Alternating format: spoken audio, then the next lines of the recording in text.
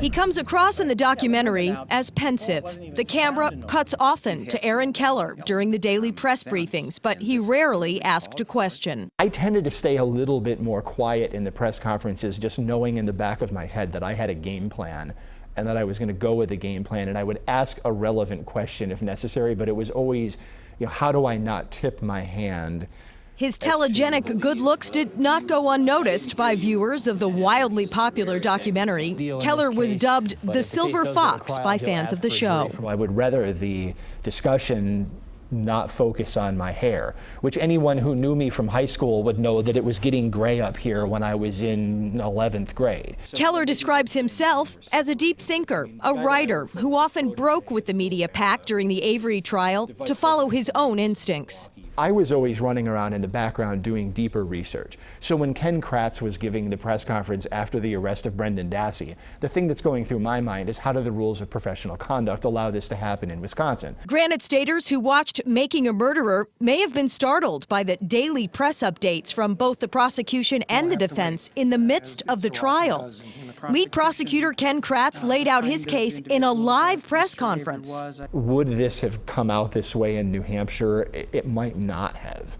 Keller says Wisconsin gave unfettered access to court proceedings, including access to the defendant. Stephen Avery's calling our TV station up while he's incarcerated to respond to stories we did, and we're putting him on the air live on the phone from his jail cell on the 6 p.m. news to talk about his response to what the law enforcement community is finding on his property. Keller says he never let himself indulge in believing Avery was guilty or innocent. He thought it was unprofessional and counterproductive. One of two things are going to happen.